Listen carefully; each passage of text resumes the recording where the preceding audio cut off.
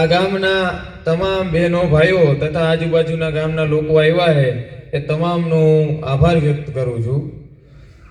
અને વાત આજે આપણે મળ્યા છીએ, દરેક ખેડૂતો મળ્યા છે, એટલે વાત આપણે ખેડૂતોની કરવાની છે। જ્યારે કોઈ પણ લોકો જન્મે ત્યારે ખેડૂત તરીકે જન્મતો હોય ખેડૂતના ઘરે, ત્યારે કોઈ એની પાસે રાજકીય પદ નથી હોતું એમ, પણ અત્યારનો જે માનવી કહેવાય ને એ રાજકીય પદના મોહમાં જે કહેવાય ને જન્મજાત ખેડૂત છે ને એ ભૂલી ગયો છે।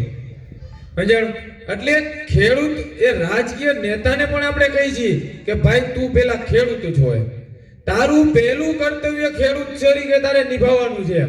જ્યારે ખેડૂત આટલો વર્ગ, આ મોટો વર્ગ જ્યારે ખેડૂતોને પ્રશ્ન હોય, એ ખેડૂતે તને મત આપીને અહીંયા તને પહોંચાડ્યો હોય અને એ પાર્ટીનું તને પદ મળ્યું એને તું નેતા બન્યો હો, બરોબર, તો એ ધારે ને તો આવતી ટર્મમાં તને ઉતારી પણ શકે। એટલે સામેથી એ લોકોને જ્યારે આવા ખેડૂતનું હોય ત્યારે એની નજરે આવવું પડે। ઓલા ભાઈએ વાત કરી ને કે આદિવાસી સમાજમાં આદિવાસીનો પ્રશ્ન સાચો છે એમ, તો એ લોકો એની સાથે વહી ગયા। એવી રીતે જ્યારે પણ ખોટું થતું હોય ત્યારે સત્તાની સામે પોતે હોય તો સામે થવું પડે। રાવણની સામે એનો ભાઈ વિભીષણ થયો હતો, આ દાખલો હોય, બધાને ખબર છે।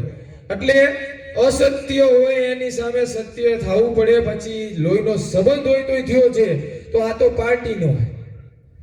પાર્ટી તો આઈ જઈને કાઈ લે, પદ આજને કાઈ લે, મુખ્યમંત્રી આજો ને કાઈ લો, તમે ધારાસભ્ય આજો ને કાલો, મંત્રી આજો ને કાલો, બરોબર। પરંતુ જ્યારે ખેડૂતનો પ્રશ્ન આવે ત્યારે તમારે ઊભું રહેવું એ તમારું પહેલું કર્તવ્ય છે। એટલે દરેક લોકોએ સાથ સહકાર આપવો પડે। અને ખેડૂતોની માંગણી ખોટી નથી, ખેડૂતોની માંગણી ખોટી હોય ને તો કહીએ કો તમે કે ભાઈ તમે ખોટા એટલે અમે તમારી હારે નથી।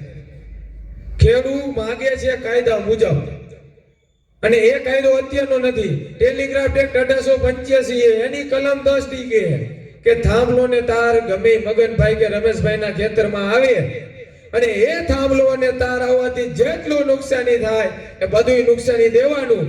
કોને દેવાનું કે તો કે જે લાઈનની કંપની નાખતી હોય, અદાણી હોય, અંબાણી હોય, ભારોગીડ હોય, જેટકો હોય એને દેવાનું, નથી ગુજરાત સરકારને દેવાનું કે નથી કેન્દ્ર સરકારને દેવાનું। તો તકલીફ શું પડે છે ભાઈ સરકારને? જમીન ખેડૂતની છે, નાખોવાળી કંપની અદાણી અંબાણી છે, પૈસા અદાણી ને અંબાણીને દેવાના છે, તો સરકારને શું તકલીફ પડે છે?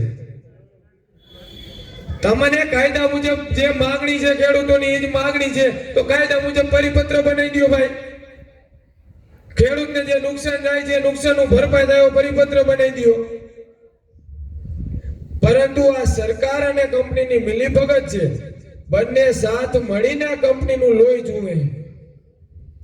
એટલે કહેવાય કે આ સરકાર એ કંપનીના હિત માટે છે, ખેડૂતના હિત માટે નથી। અને અત્યાર સુધીનો ગવાહ है, बरोबर, किसानों की बात करेगा वही देश पे राज करेगा।